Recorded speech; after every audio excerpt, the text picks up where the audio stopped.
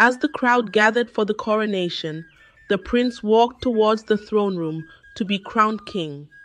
The golden chandeliers illuminated the grand hall, casting shimmering reflections on the marble floor.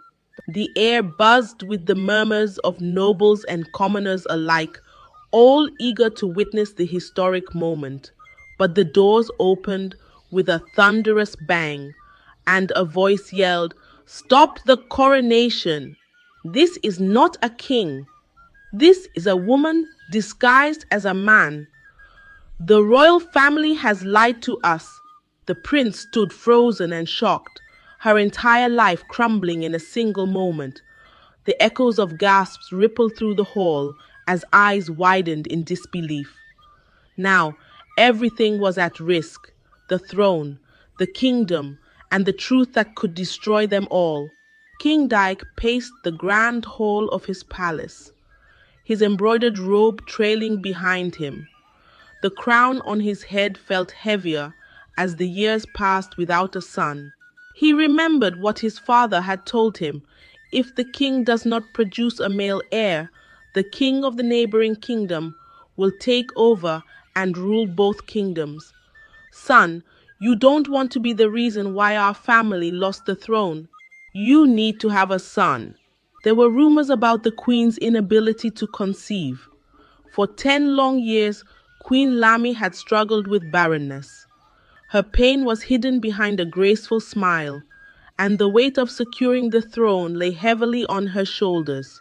She was desperate and frustrated that she couldn't give the king a son. As the pressure mounted and many years passed, the royal family and the elders began to pressure the king to take another wife, reminding him of the kingdom's future. The fear of losing everything, his throne, his legacy, and his wife, kept King Dyke awake at night. King Dyke loved his wife so much and did not want to cause her any problems by bringing another woman into their home. The thought of betraying Queen Lamy gnawed at his conscience. One evening, as they sat together to enjoy dinner, the queen, dressed in her finest silken attire, asked my king, "What are we going to do?" "My queen, I believe that the gods will bless us with a son. I made a promise that I will not marry more than one wife. I will stand by my promise." The king responded, gently placing his hand over hers. "But what if I can't bear you a son?" the queen asked, her voice barely above a whisper. "Don't worry, the gods will make it happen." The king comforted her, even though their barrenness worried him and gave him sleepless nights. "I gave him sleepless nights."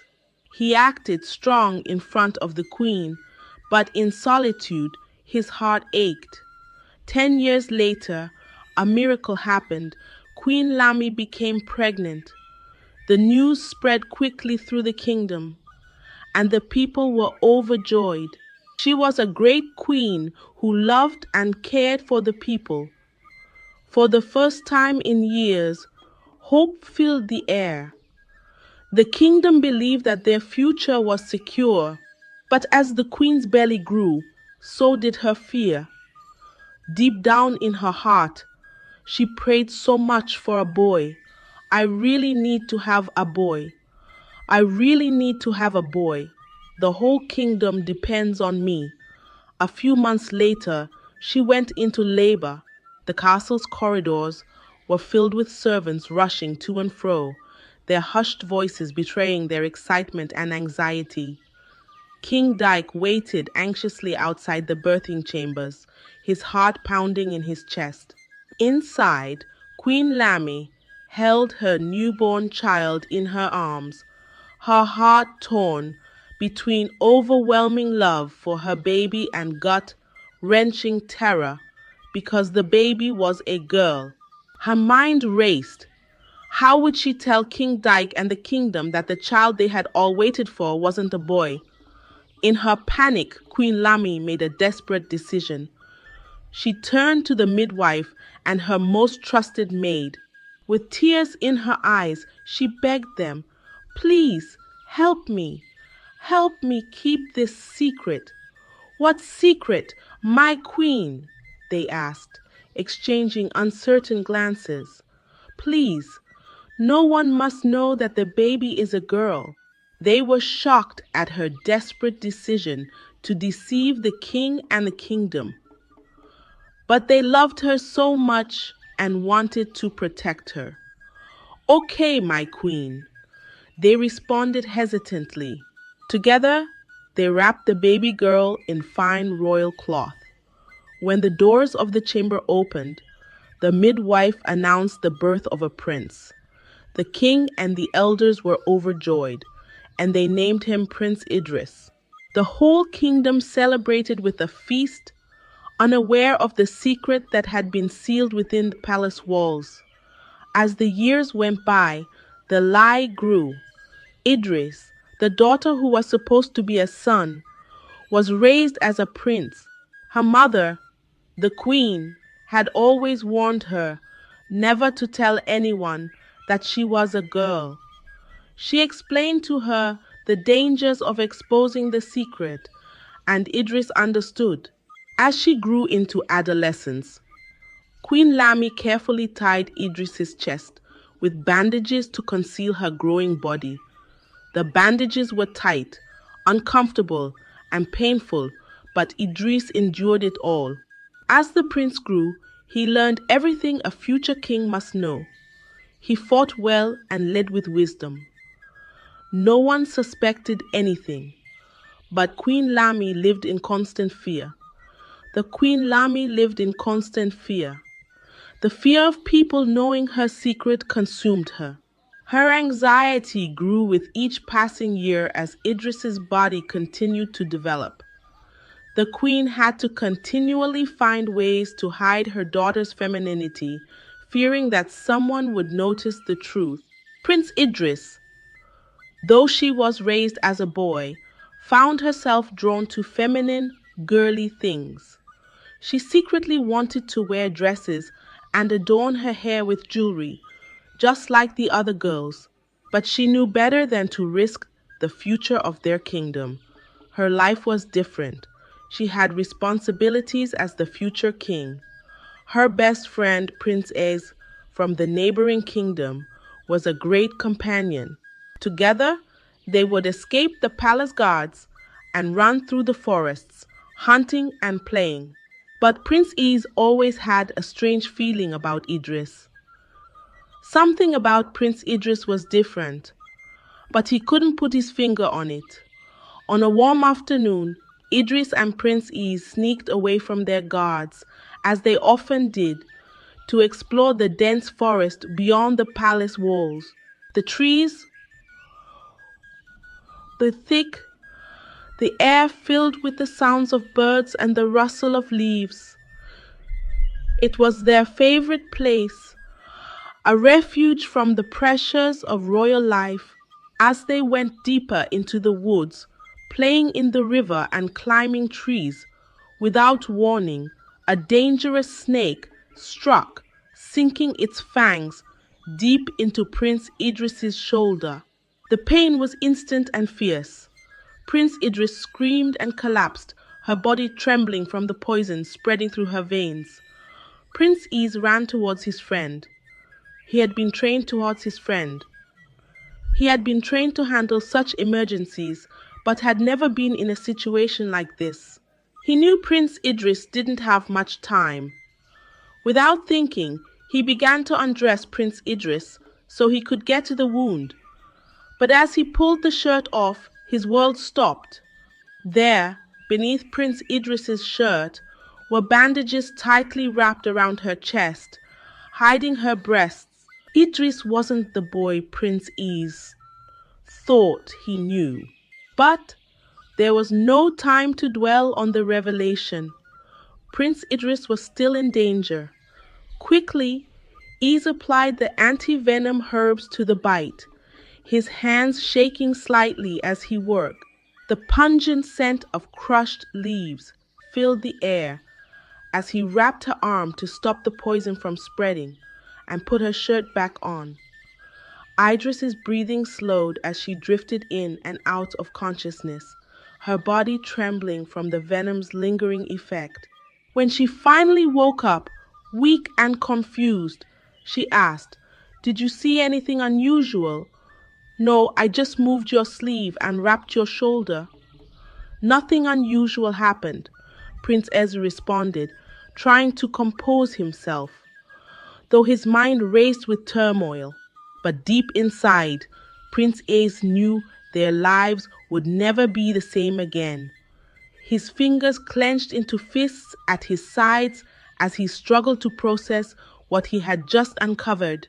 As Idris and Ease made their way back to the palace, neither of them noticed the rustling in the underbrush or the shadowy figure crouched behind the trees. A hunter from the neighboring village was watching their every move. His keen eyes narrowed as he observed the way Idris moved, noting the subtle signs of her concealed identity. The hunter was from the kingdom that wanted King Dyke's throne, and now he had found the perfect weapon, the truth about Idris. Elder Tumbe had witnessed everything. He saw the bandages and realized what it meant. Idris wasn't a prince at all. She was a girl, and her existence as the heir to the throne was a lie. The old man stroked his beard thoughtfully, a sinister glint in his eyes as he considered the implications of his discovery. Elder Tumbi smiled. This was the opportunity he had been waiting for. The winds of change were blowing, and he intended to use them to his advantage. Back in the palace, Prince Ez was torn between loyalty to his friend and the weight of the secret he now carried. He struggled with his emotions, pacing his chambers in deep thought. What should I do? Should I tell someone? Should I confront Idris? Or should I keep the secret hidden to protect her and her kingdom? He thought to himself, his heart pounding against his ribs. Unknown to Prince Ace, the problem had just started, and the truth would come crashing down on them all. Back in the palace, preparations for Idris's coronation were in full swing. The kingdom was excited. After 21 years of waiting, the people would finally witness the crowning of their future king. The throne room was being decorated with the finest silks, golden drapes cascading from the high ceilings, and the chefs prepared the best food, their kitchens filled with the aroma of roasted meats and exotic spices. But Queen Laimie's heart was heavy. The closer they got to the coronation, the more restless she became. Her secret was like a ticking time bomb, and each passing day brought her closer to disaster.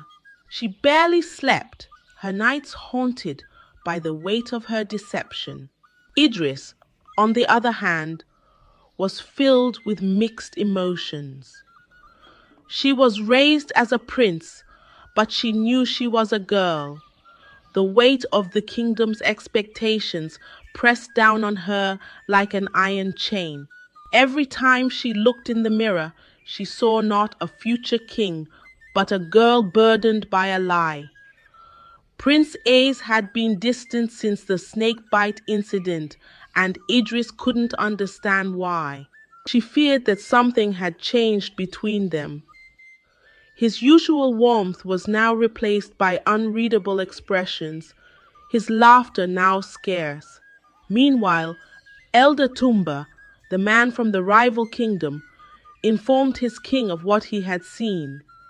He knew that the coronation would be the perfect time to expose the royal family's deception.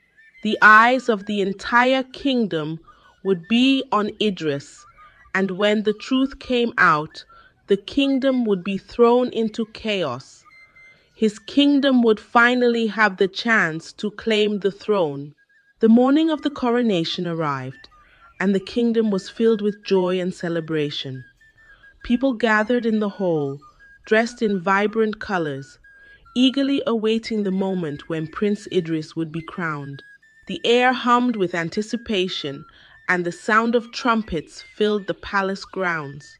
Inside the palace, Idris stood in front of a mirror, dressed in royal robes embroidered with golden threads.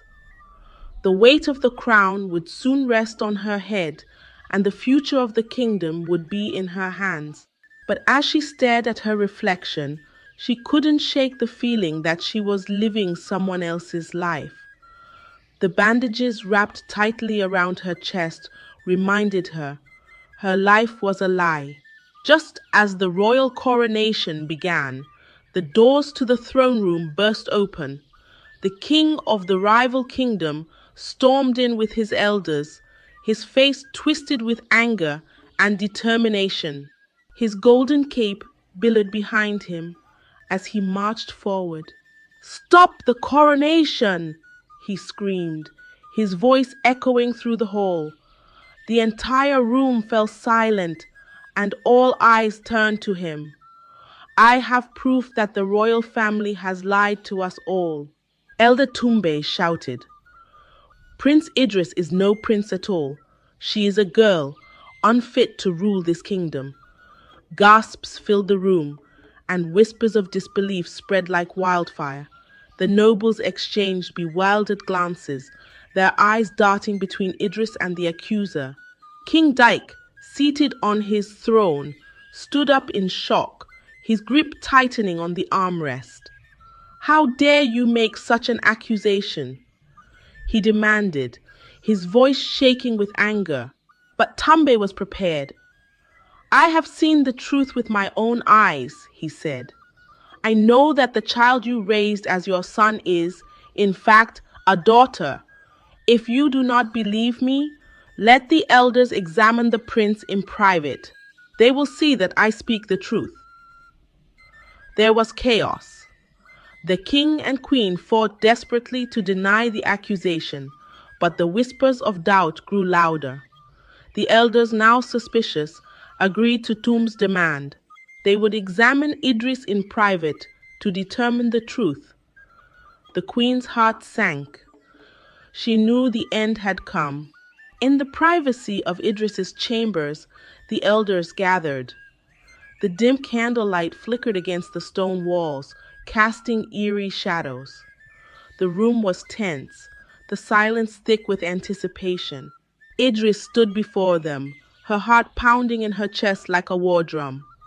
She had no choice but to submit to the examination. As the elders carefully unwrapped the bandages around her chest, the truth was laid bare. The rustling of the cloth was the only sound in the room as gasps of disbelief filled the air. Idris was not a prince.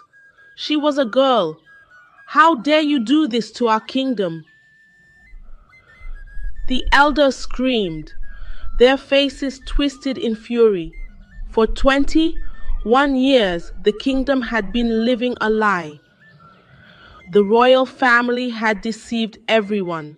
Idris, their future king, was not the heir they had been promised.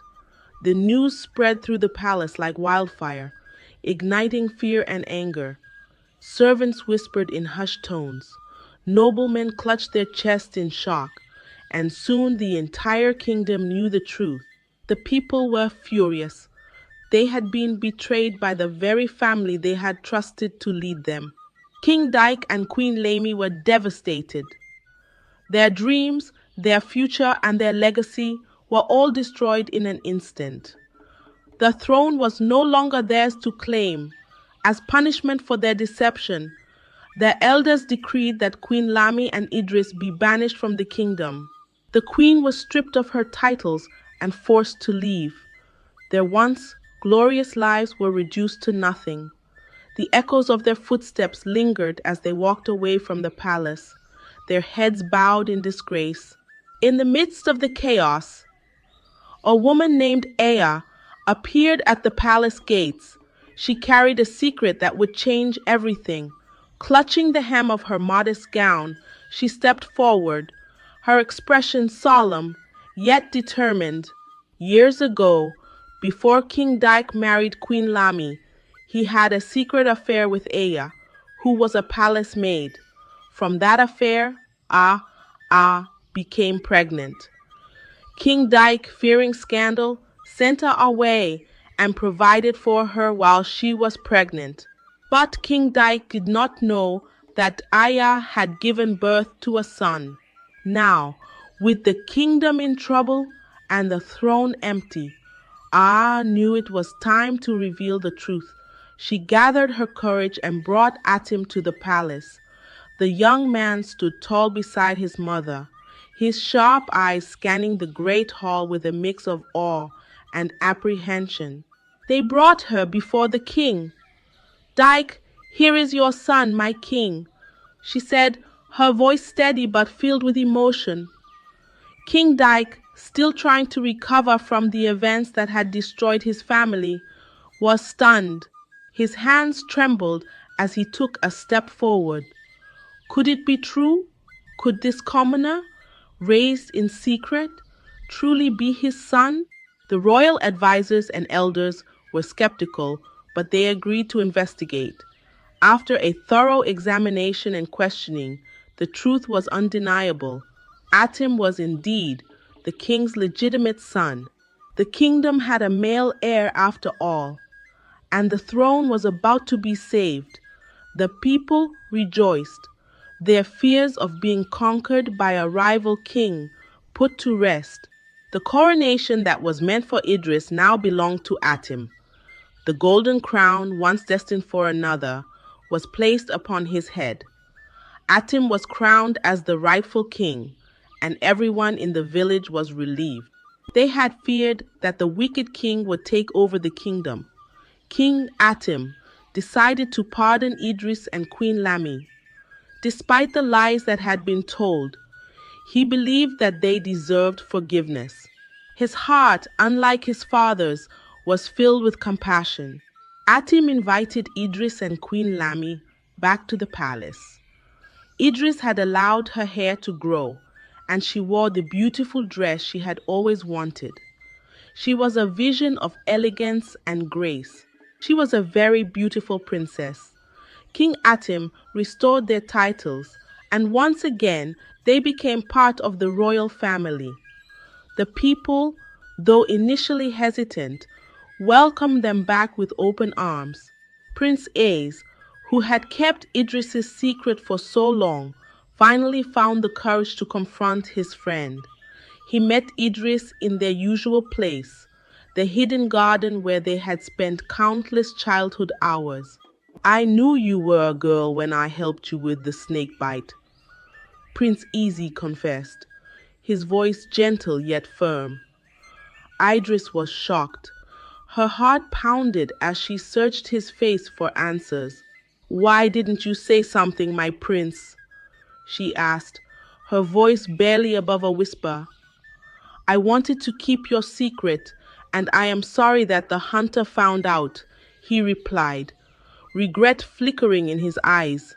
Prince Ace did not waste any time. He reached for her hand. He reached for her hand, his grip warm and reassuring. He proposed to Idris, confessing his love for her.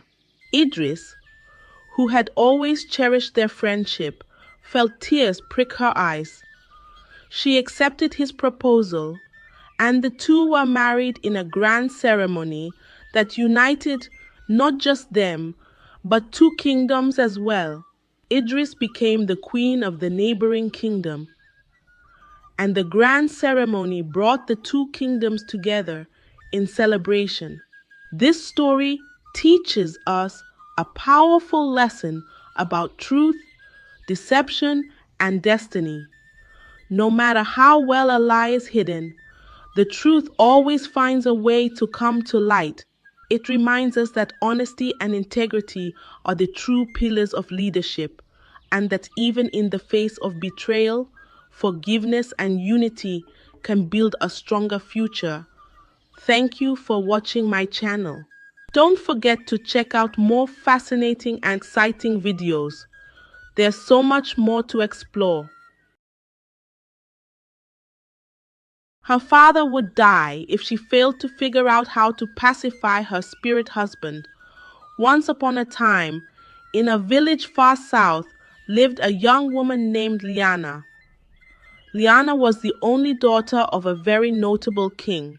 She was her father's favorite daughter, who had never stepped her foot outside of her father's palace all her life.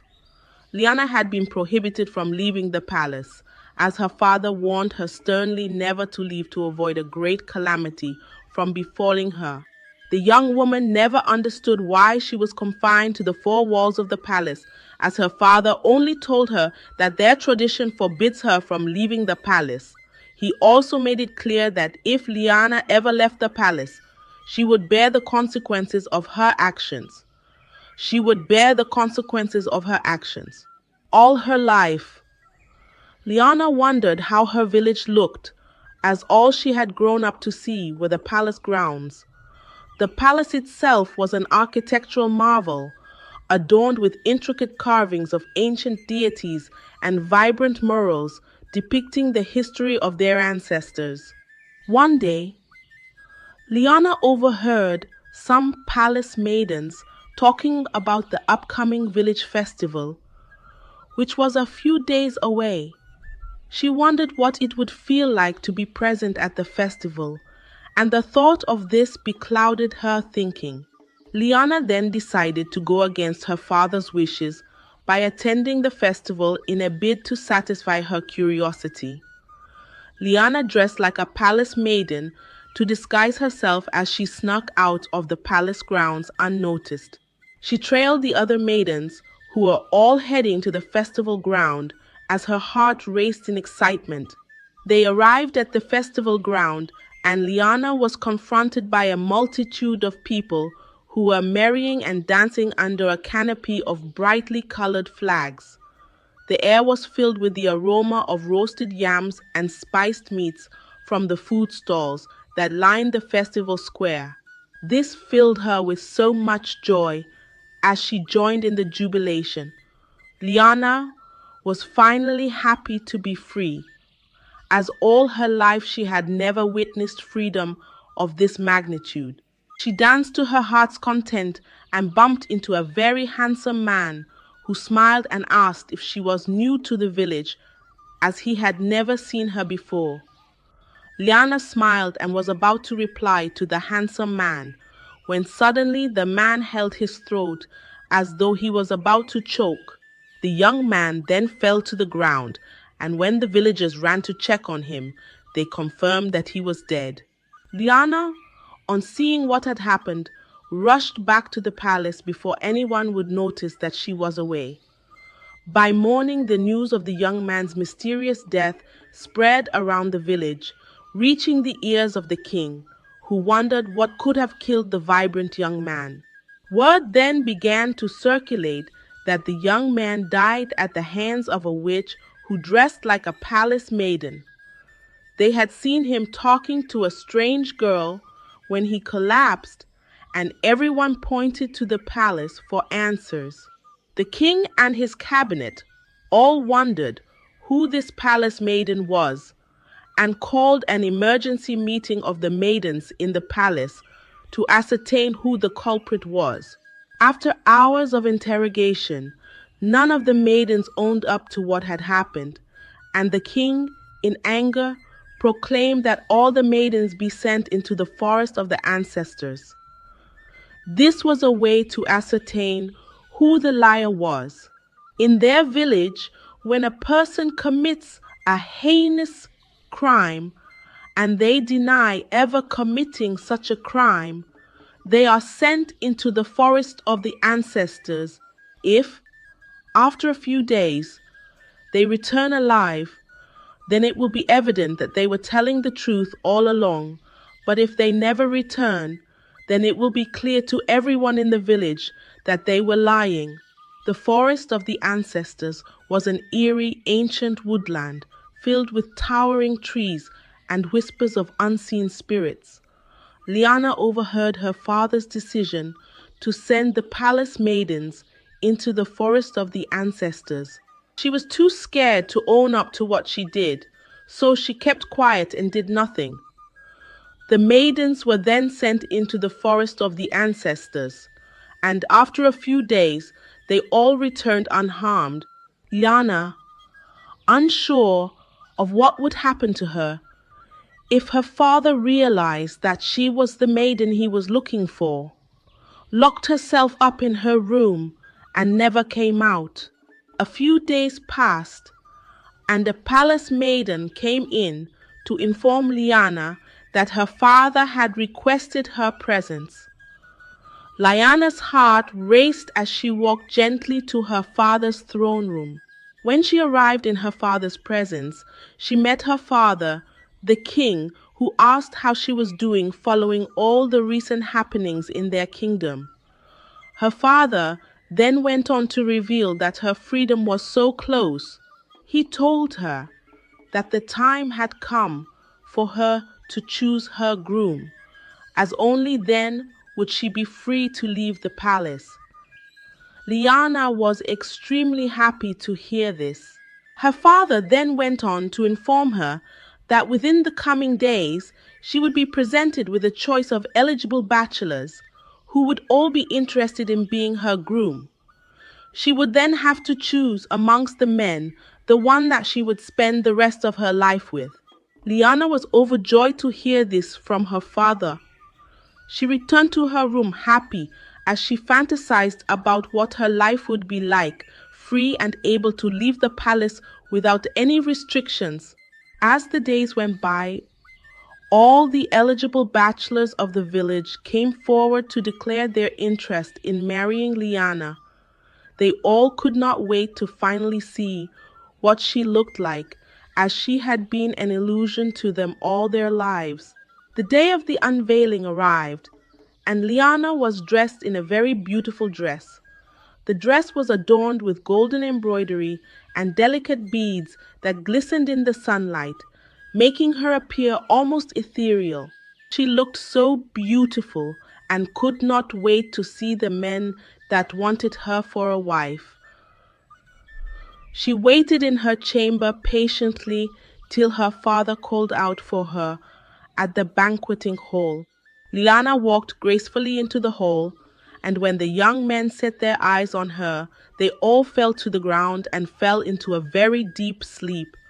All efforts to wake them up proved abortive, so their families came in and carried them away. Everyone, including the king, froze as they watched the young men being taken away. This was the beginning of Lyanna's nightmare. She ran as fast as she could away from the banqueting hall, screaming in terror. Lyanna could not understand what was happening, so she locked herself up in her room as she shook in fear. Her father, the king, in a bid to understand what had just happened, consulted with the chief priest of the village, who informed him that Lyanna was behind what had happened. The gods then revealed that Lyanna went against the age-long covenant that had been standing between the royal household and the village ancestors. The covenant stated that no first child of the king should ever step their foot out of the palace until after their marriage ceremony. Because Lyanna broke this rule, she brought the wrath of the spirits upon herself. The chief priest went on to tell the king that Lyanna had already been bound in marriage to the spirit of the young man whose death she caused at the festival, and that the young man's spirit was behind what happened to the men who came to marry her in the palace. The king screamed in pain as he could not believe the calamity his beloved daughter had brought upon herself. He asked his chief priest what could be done to salvage the situation, and the chief priest revealed that Lyanna holds the answer to her freedom. Lyanna cried profusely in her room, saying, "If only I waited a few more days, I would have been free without bringing all this calamity upon myself." Lyanna was filled with regret as she wondered what would become of her now. After a few minutes, a maiden came in to inform her that her father had requested her presence.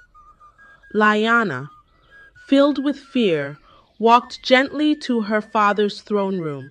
She feared what her father would do to her, as she knew that by now her father would have consulted his chief priest about the whole issue. "You left the palace grounds against my instruction," the king said, with disappointment written all over his face. "I am sorry, father. I heard of the village festival and wanted to experience it for myself," Lyanna said, as she began to weep profusely. Her father, still disappointed, informed her that she was now married to the spirit of the young man whose death she caused at the festival, and that the young man was the one behind what happened today at the palace. Lyanna could not believe her ears. "How is this possible, father?" she asked, with confusion written all over her face. Her father explained to her that, according to the age-long covenant, anyone that breaks the covenant and steps his or her foot out of the palace would be cursed, and that anyone who takes an interest in them will die. They will then be bound in marriage with the person's spirit. Lyanna was puzzled and asked her father what she could do. Her father then revealed to her that she held the answer to her freedom. Lyanna returned to her room, confused. She stared blankly into the distance, lost in her own thoughts. She could not believe all that her father had said and decided to sleep, hoping that she would wake up from this terrible nightmare. Lyanna drifted into a very deep sleep. In her dream, she met the man from the festival in the forest as he smiled and walked towards her. The forest was eerily quiet, with a mist that gave the surroundings an otherworldly glow.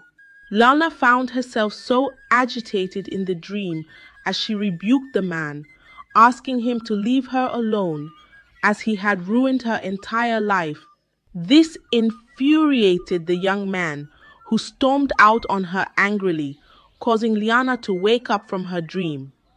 Lyanna woke up so angry and made up her mind to deal with the man if he ever appeared to her in her dreams again. That same night, the young man appeared to Lyanna once again, and this time Lyanna slapped him so hard, warning him never to appear to her in her dream. For weeks, Lyanna had a peaceful sleep as she never saw the man again. This was such a relief to her. One morning, Lyanna was still asleep in her room when a maiden rushed in to inform her that her father was dying.